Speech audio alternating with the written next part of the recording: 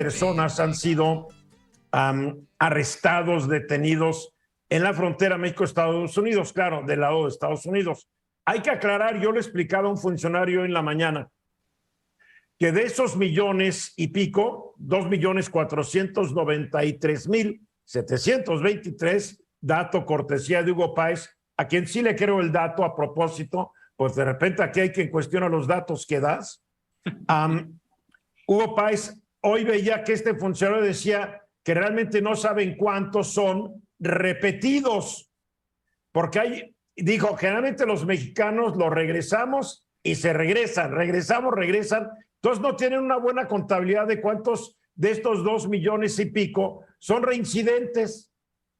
Sí, él calcula, Eduardo, que un 22% de mexicanos repiten. En un promedio, un 22% están regresando. Aquí el problema, Eduardo, que está prendiendo alarmas es que se han disparado algunas migraciones de otros países no usuales. Los países más usuales que han conservado más o menos la misma tendencia, bajó en la pandemia, pero han conservado la misma tendencia, son Guatemala de frontera, El Salvador y Honduras. En este caso, el problema que están viendo muy fuerte es cómo se ha disparado la migración de Venezuela, por ejemplo. Nada más hablando entre el mes de julio y agosto, agosto pasado, subió entre julio y agosto 43%. O sea, estamos hablando de que 25.300 venezolanos fueron, digamos que, detenidos para ser repatriados, por un lado. Y también estamos hablando de nicaragüenses y de cubanos, cifras menores, las mayores de venezolanos, pero están en la tendencia dejando abajo a Guatemala, a El Salvador y a Honduras. ¿Cuál es el gran problema que está viendo México y Estados Unidos con esto, Eduardo? Que es mucho más fácil o están acostumbrados a repatriar, obviamente a mexicanos, a guatemaltecos, a hondureños y a salvadoreños. ¿Por qué? Porque el problema que hay entre las tensiones de Estados Unidos con Venezuela, con Cuba y con Nicaragua, no se permite este tipo de repatriación de una forma tan fácil. Entonces, bueno, para empezar, no hay relaciones entre Estados Unidos, Cuba, Nicaragua y Venezuela. O hay relaciones, son muy malas, entonces no van a trabajar juntos.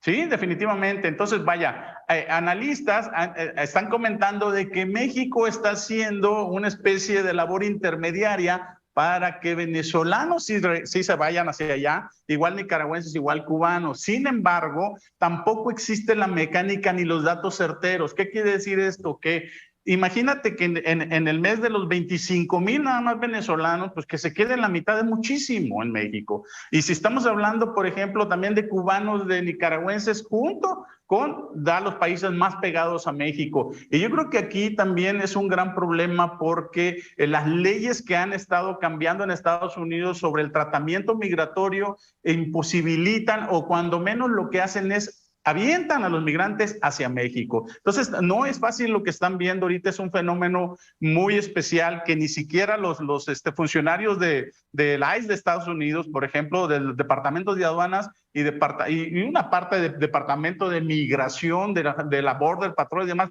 se explican por qué está pasando esto, por un lado. Ahora, pues por no otro se puede lado, dar abasto también, para empezar, ¿no? ¿Perdón? No se dan abasto. No se dan abasto, exactamente. Ahora estás La hablando pregunta es, ¿por qué están pasando por México como si pasaran por su casa? Bueno, se supone que hay una contención muy fuerte. Creo que hoy en la mañana y ayer en la tarde se reunió Ken Salazar con los gobernadores de la frontera sur de México. Para los que no saben, para los que no son doctos en la materia, ¿quién es Ken Salazar?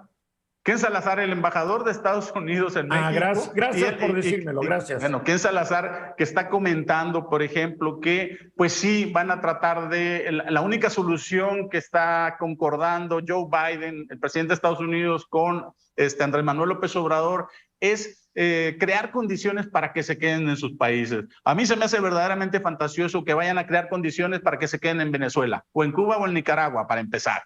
Eso por un lado. Por otro lado, el hablar de casi 2.5 millones de personas que están constantemente en los últimos 11 meses, ni siquiera es un año, son los últimos 11 meses, tratando de pasar, o que fueron, digamos que, capturados en Estados Unidos para repatriarlos. Es un flujo que hay que entenderlo, que no nada más es en una sola dirección. Constantemente están tratando de entrar, y sobre todo los mexicanos, ¿no? Bien. Liliana.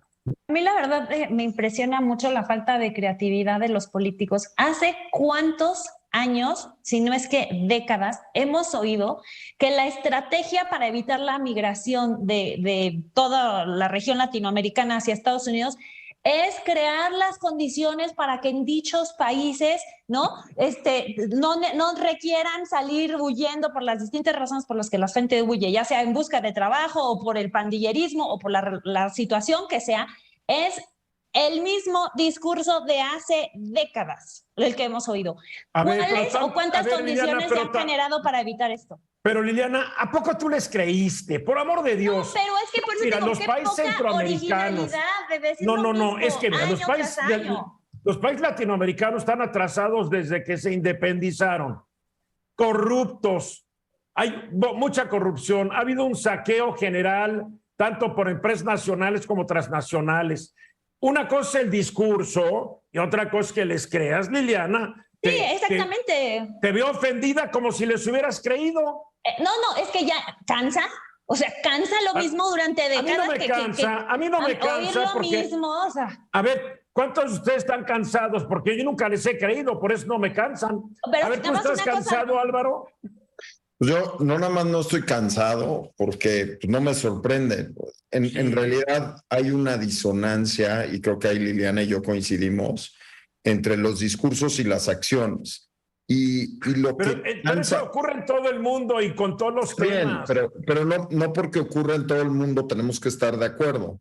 Pero ¿cómo les crees en primera instancia?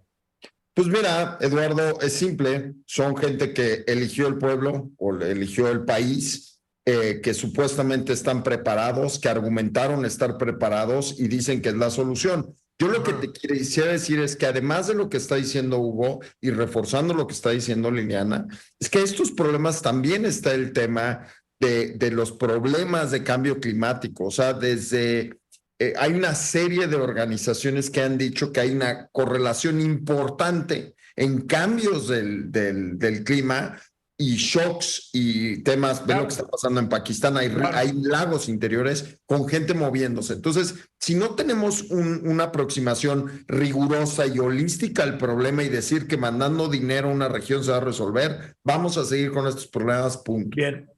Ramsés, brevemente. Bueno, el 12 de septiembre que hubo la reunión donde vinieron varios representantes de Estados Unidos, se firmaron acuerdos con universidades de California y también varias formas de poder tener mano de obra calificada. Aquí el problema de la migración es que, por ejemplo, en Texas se crearon empleos, 40,000 empleos, pero faltan ingenieros y varios ramos que pudieran cubrirse por medio de gente que pudiera migrar forma legal con conocimiento, que eso es lo más importante que tenemos que estar viendo en una migración. Pues sí. Para concluir, Hugo. Bueno, aumentó el 30% de naturalización en Estados Unidos en el último año. Yo creo que esto también es un dato muy importante, pero sin embargo, en México y Estados Unidos, fuera de toda ideología, se tienen que poner de acuerdo, porque este problema realmente donde ellos saben que lo pueden detener con mayor eficacia es antes de pasar el Istmo. No se van a poner de acuerdo porque es un arma política para destruir al rival político. Por favor, mensajes.